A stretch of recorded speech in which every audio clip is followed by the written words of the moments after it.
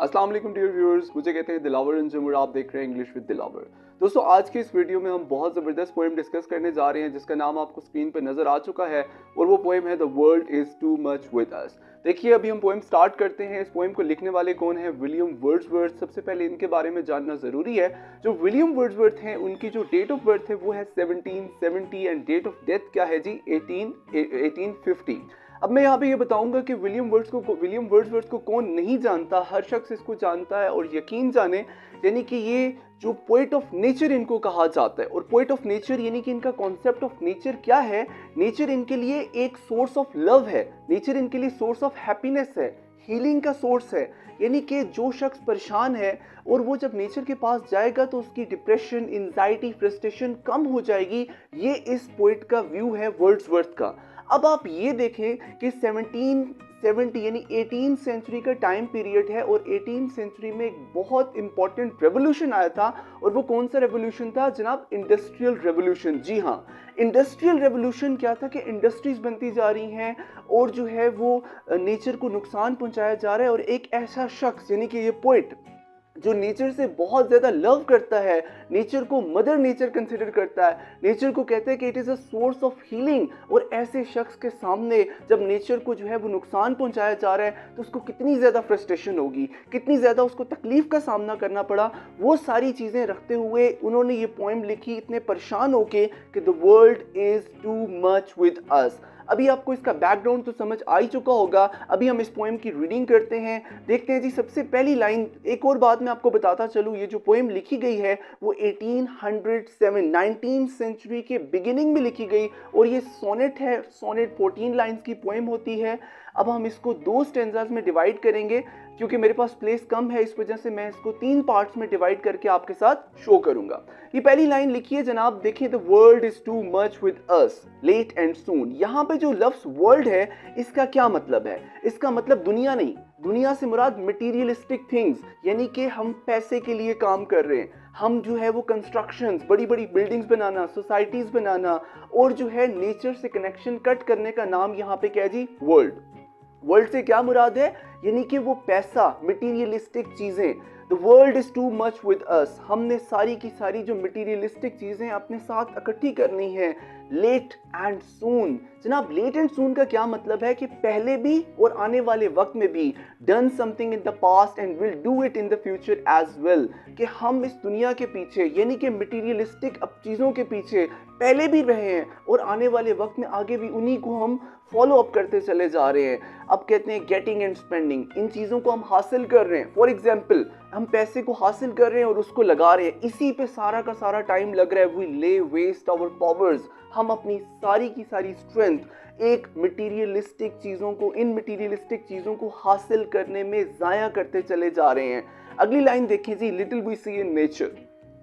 Nature जो हमारा part है, वर्ड्सवर्थ कहता है कि ये मदर नेचर है। वर्ड्सवर्थ कहते हैं कि ये nature is a source of healing. वो उससे लव करते हैं, यानी कि वो आपके लिए यानी कि इतनी अच्छी चीज़ है। और वो कहते हैं, हम क्या कहते हैं? Little we see in nature that is ours. ये हमारी है और इसमें हम किसी चीज़ को तलाश नहीं कर रहे, इसमें हम इसको देख नहीं पा रहे। अब देखें, we have given our hearts, हमने अपना दिल किसको दे दिया है? अ सॉर्डेड बून। सॉर्डेड क्या चीज होती है? डर्टी। बून किसको कहते हैं? बेनिफिट को कहते हैं। एक डर्टी बेनिफिट यानी एक वीक बेनिफिट हासिल करने के लिए, यानी मटीरियलिस्टिक चीजें हासिल करने के लिए हमने नेचर को सेक्रीफाइस कर दिया है। हम नेचर से दूर चले गए हैं, हमें नेचर की परवाह नहीं है और हम सिर्फ और सिर्फ जो है मटीरियलिस्टिक चीजें हासिल करते चले जा रहे हैं। ये कॉन्सेप्ट है वर्ल्डवर्थ का। और ये चीज आपने देखनी है कि ये पोएम कब लिखी गई? 18th सेंचुरी की बात है, ठीक है। इंडस्ट्रियल रेवोल्यूशन है, सारी नेचर को डिस्टर्ब किया जा रहा है। जब फैक्ट्रीज बन रही हैं, एयर पोल्यूशन आ रहा है, वाटर पोल्यूशन आ रहा है, कितनी सारी जो है वो मैरीन लाइफ को नुकसान पहुंच रहा है। वो सारी चीजें देखते हुए वर्ड्सवर्थ नेचर को प्रिजर्व करने की बात कर रहे हैं, ठीक है। अगले हम बात करते हैं, अभी स्टेंजा सेम है, अब हम आगे चलते हैं। The sea that bears her bosom to the moon। bears का मतलब क्या है? डिस्प्लेज। बॉसम किसको कहते हैं? चेस्ट को कहते हैं। टू द मून, कि ये जो कितना खूबसूरत मंजर है कि चांद निकला हो और जो समुंदर है उसमें चांद की जो है वो सूरज, जो चांद की रिफ्लेक्शन नजर आ रही हो, तो कितना खूबसूरत मंजर है नेचर का। इसी तरह एक और बात कर रहे हैं, the winds that will be howling at all hours, यानी जो तेज हवा चलती चली जा रही है। हाउलिंग का मतलब क्या होता है, यहाँ पे आप देख सकते हो प्रोड्यूसिंग साउंड, जो एयर चलती है उससे कितना साउंड प्रोड्यूस होता है। उसके बाद and are up gathered now like sleeping flowers, और जब हवा थम जाती है, थमने के बाद वो कैसे शो होती है, जैसे स्लीपिंग फ्लावर्स, कुछ सोए हुए फूलों की मानद नजर आती है। For this for everything we are out of tune. अब नेचर के जितने भी मनाजिर हैं, नेचर की जितनी भी स्ट्रेंथ्स हैं, इन तमाम चीज़ों के लिए हम क्या हैं, आउट ऑफ ट्यून, क्योंकि हमारी नेचर के साथ हार्मनी नहीं है। हम नेचर के साथ जो है वो, यानी कि हम नेचर की तरफ अट्रैक्ट नहीं होते, हालांकि नेचर कितनी खूबसूरत है। जनाब यहाँ पे पोएम का फर्स्ट स्टैंजा ख़त्म होता है। अब हम अगले स्टैंजा के, सोनेट की जो अगला स्टैंजा है उसकी तरफ मूव करते हैं। पहली लाइन देखेंगे, it moves us not, full stop. It moves us not का मतलब क्या है कि इतनी खूबसूरत नेचर है लेकिन इसके बावजूद हमें ये अट्रैक्ट नहीं कर पा रही। Great God I would rather be. अब अगली लाइन में क्या है, अब ये जो वर्ड्स वर्थ हैं ये खुदा से ख्वाहिश का इजहार करते हैं। ये हम इतनी खूबसूरत नेचर को, उसको रिस्पेक्ट नहीं दे पा रहे, उस नेचर को जो है हम उसको यानी कि सर्व नहीं कर पा रहे, उस नेचर का हम ख्याल नहीं रख पा रहे। तो वर्ड्स वर्थ यहाँ पे क्या कहते हैं, I would rather be a what, be a pagan. Pagan का मतलब क्या होता है, नॉन बिलीवर, कि मैं रिलीजन को फॉलो करने वाला ही ना होता, काश। तो फिर क्या होता, कौन सा, नॉन बिलीवर। सकल्ड, सकल्ड का मतलब होता है नरिश्ड, नशो नुमा हुई होती मेरी एक, इन अ क्रीड आउटवर्न, क्रीड कहते हैं रिलीजन को और आउटवर्न कहते हैं आउटडेटेड। तो मैं एक यानी कि बिलीवर ना होता बल्कि एक नॉन बिलीवर होता और एक ऐसे रिलीजन को फॉलो करने वाला होता जो अब आउटडेटेड हो चुका है, पुराना हो चुका है। कौन सा रिलीजन है, ग्रीक माइथोलॉजी की तरफ रेफरेंस है जिसके अंदर जो गॉड और गॉडेसेस का कॉन्सेप्ट है। अगली लाइन पे चलते हैं, इसका फायदा क्या होगा, सो माइट, एक पॉसिबिलिटी है, I standing on this pleasantly, pleasantly यानी कि खुशगवार, ली किसको बोलते हैं, ग्रासी लैंड। तो मैं किसी घास वाले खूबसूरत लैंड पे खड़ा होता, क्यों, किसी खुदा की इबादत करने के लिए, किसी देवता का इंतजार कर रहा होता, यानी इस तरह से तो मैं नेचर को एंजॉय कर लेता। उसके बाद हैविंग ग्लिम्प्स, ग्लिम्प्स किसको कहते हैं, साइट्स, देखना, किस चीज के ग्लिम्प्स होते, that would make me less forlorn. Forlorn का मतलब क्या है, फॉरलोन का मतलब होता है यहाँ की सैडनेस को, यानी कि मिजरी को कहा जाता है कि मेरी परेशानी कम हो जाती जब मैं ऐसे मनाजिर देखता, उनको देख के यानी नेचर को मैं देखता तो मेरी परेशानी, मेरी टेंशन किसी हद तक कम हो जाती, जो चीजें मैं अब देख रहा हूँ। उसके बाद have sight of Proteus rising from the sea। Proteus कौन है जी, ये गॉड है ग्रीक माइथोलॉजी के अंदर, गॉड ऑफ सी, कि समुंदर से मैं देखता कोई खुदा बाहर निकल रहा है। और उसके बाद नेक्स्ट लाइन क्या है, और here old Triton blow his reached horn. Reach कहते हैं ट्विस्टेड हॉर्न को, और ट्राइटन कौन है, ट्राइटन इज डमी गॉड, यानी डमी गॉड एक और गॉडेस, ठीक है, एक और गॉड है, और वो जो है अपना जो है वो हॉर्न मीन्स के बाजा बजा रहा होता, उसको मैं देखता समुंदर से निकलते हुए। तो यानी कि ये वर्ड्सवर्थ जो है अपनी परेशानी का, अपनी टेंशन का किस तरह से इजहार कर रहे हैं, कि कहते हैं कि हम नेचर से दूर होते चले जा रहे हैं, हम और खुदा से इस चीज की ख्वाहिश कर रहे हैं, इससे बेहतर था कि मैं काश एक जो है वो नॉन बिलीवर होता और गॉड और गॉडेसेस के ऊपर बिलीव करता, और जो है इस तरीके से मैं नेचर को एंजॉय कर सकता, नेचर को मैं देख सकता। अच्छा, यहाँ पे ये पोएम ख़त्म हो जाती है। अब हम इसकी पैराफ्रेज की तरफ चलते हैं। पैराफ्रेज के अंदर आप देखें, मैं क्योंकि दो स्टैंजाज हैं, पहले स्टैंजा को मैं रीड करता हूँ, फिर दूसरे स्टैंजा को ये स्टार्ट करते हैं। We construct the materialistic world around us, a practice we have engaged in past and will continue in future। यही वो प्रैक्टिस है जो हम पहले भी कर चुके और बाद में भी करते रहेंगे। We exhaust our time and energy chasing material gains, often failing to appreciate nature। हम नेचर को अप्रिशिएट नहीं कर सकते। Surrendering our emotion to a feeble existence। feeble कहते हैं weak existence। कौन सी चीजें, बिल्डिंग्स, और इसकी तरफ बैंक बैलेंस, और ये सारी जो चीजें हैं इनकी तरफ जो है हमने अपने दिल को सेल कर दिया, अपने दिल को जो है हमने इनकी तरफ नेचर से हटा के इन मटीरियलिस्टिक चीजों की तरफ हम अट्रैक्ट हो गए। कंसिडर किसको करें, consider the sea revealed under the moon, एक पैनोरामा क्रिएट कर रहे हैं, ठीक है। And the powerful winds sometimes quiet like sleeping flowers, और कभी कभी तेज हवाएं और कभी कभार कैसी, sleeping like flowers. Despite the attraction of beautiful nature we remained indifferent. Indifferent बड़ा इंपॉर्टेंट वर्ड है। इनडिफरेंट मीन्स लाताल्लुक, हम नेचर के साथ जो है अपना कोई कनेक्शन ही नहीं बना पा रहे। We are out of harmony with nature, हम नेचर के साथ किसी भी हार्मनी में एग्जिस्ट नहीं करते। तो ये पहले पैराग्राफ की पहले जो स्टेंजा है उसकी पैराफ्रेज है। दूसरी स्टेंजा की पैराफ्रेज देखते हैं जी। God almighty, we are unable to appreciate nature, so it would have been better if I had been a pagan rooted in an old belief system. In doing so, I might be standing in a meadow, envisioning moments that could lessen the sense of sadness, जो मेरी sadness को कम कर देते। I might witness mythical figures. Mythical figures कौन से हैं? Like Proteus emerging from the sea or hear the sound of Triton's horn. ये सारी चीज़ें जो हैं आई थिंक अब आपको क्लियर हो गया होगा। पैराफ्रेज भी। अब हम पैराफ्रेज के बाद जो है राइमिंग स्कीम की तरफ बढ़ते हैं। सबसे पहले राइमिंग स्कीम आइडेंटिफाई करने के लिए आपने क्या करना है, स्टेंजा के जो आखिरी वर्ड्स हैं वो आपने एक साइड पे रख देने हैं। साउंड्स पे फोकस करना है, वर्ड पे फोकस नहीं करना। जो पहला साउंड यहाँ पे सून साउंड आ रहा है तो इसके सामने आपने अल्फ़ाबेट ए लगा देना है, सबसे पहला अल्फ़ाबेट, और इससे मिलते हुए जितने भी साउंड्स आगे आएंगे उनके आगे ए आएगा। अब जो सून है इसका साउंड पावर्स से नहीं मिलता क्योंकि इसके आखिर में जी साउंड आ रहा है। पावर्स, ओवर्स, सेम साउंड आ गया इसलिए हम बी लगा देंगे।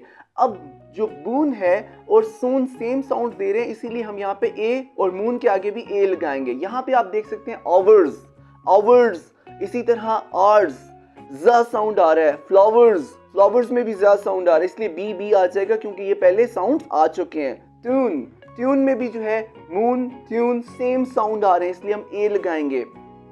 अब जो बी साउंड आ रहा है यहाँ पे ये पहले तमाम साउंड से डिफरेंट है, इस वजह से हम यहाँ पे लेटर सी लगाएंगे और इससे मिलते हुए जितने भी साउंड्स आगे आएंगे उनके आगे सी आएगा। आउटवोन, ठीक है। इसी तरह ली, बी, ली और सी सेम साउंड दे रहे हैं और यहाँ पे फलोन, हॉर्न, आउटवोन ये सारे सेम साउंड दे रहे हैं। तो इस तरीके से आप राइमिंग स्कीम आइडेंटिफाई करते हैं और यहाँ पे इस पोएम की राइमिंग स्कीम क्या बनेगी, A B B A, C D. तो ये इस पोएम की राइम स्कीम है। आई होप कि आपको समझ में आ गया होगा कि किस तरीके से आप राइम स्कीम आइडेंटिफाई कर सकते हैं। अब हम इसकी थीम्स की तरफ मूव करते हैं। जो सबसे इंपॉर्टेंट थीम यहाँ पे नजर आती है वो क्या है जनाब, loss of connection with nature, कि हमारा नेचर के साथ ताल्लुक खत्म हो चुका है, हम नेचर की तरफ तवज्जो नहीं दे रहे, नेचर की तरफ हम अट्रैक्ट नहीं हो रहे। एक और थीम यहाँ पे जो नजर आता है वो क्या है जी, क्रिटिसाइजेस मटीरियलिस्टिक माइंडसेट। जो पोएट है वो क्रिटिसाइज कर रहा है, वो किसी हद तक बुरा भला कहना चाह रहा है जो हमारा मटीरियलिस्टिक माइंडसेट है कि हम सिर्फ और सिर्फ पैसा, कंस्ट्रक्शन, अमारात, इन चीज़ों की तरफ चलते चले जा रहे हैं। हमें इस तरफ नहीं जाना, हमें नेचर की तरफ भी अट्रैक्ट होना चाहिए। तो उस माइंडसेट को क्रिटिसाइज कर रहा है कैसे, कि we lay waste our strength, waste our power, कि हम अपनी स्ट्रेंथ को ज़ाया करते चले जा रहे हैं, getting and spending in these materialistic things, कि उसको हासिल कर रहे हैं, उन्हीं को स्पेंड कर रहे हैं। एक और थीम जो इसका बड़ा इंपॉर्टेंट थीम है जनाब वो है जी प्रिजर्वेशन ऑफ नेचर। इसका क्या मतलब है कि हमें नेचर को प्रिजर्व करना चाहिए, हमें नेचर को महफूज करना चाहिए ताकि हम उसको एंजॉय कर सकें और उससे जो है उसकी जो सेंस ऑफ हीलिंग है वो उससे हासिल कर सकें, नेचर को एज अ टीचर अंडरस्टैंड कर सकें, उससे बहुत सारी चीज़ें लर्न कर सकें। आई होप कि फ्रेंड्स आपको थीम्स भी क्लियर हो गए होंगे। अब थीम्स के बाद हमारे पास नेक्स्ट चीज़ क्या है, literary devices.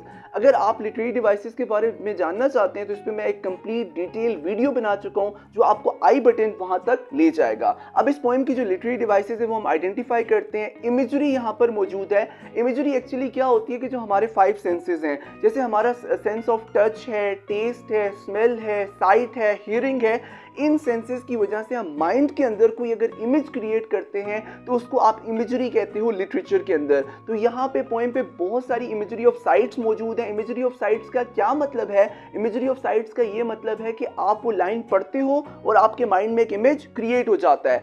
The sea that bares her bottom to the moon, क्या मतलब है कि हम लाइन पढ़ते ही हमारे सामने वो समुंदर आ रहा है और उसके ऊपर एक मून कि वो वहाँ पे रिफ्लेक्शन शो कर रहा है। स्लीपिंग फ्लावर्स, जो ही लाइन पढ़ते हैं एक इमेज क्रिएट हो जाता है। इसी तरह standing on the pleasantly grassy land पे स्टैंड करते हुए एक इमेज माइंड में आता है। इसी तरह sight of Proteus rising from the sea, जो गॉड है Proteus rising from the sea, उसका इमेज हमारे माइंड में क्रिएट होता है।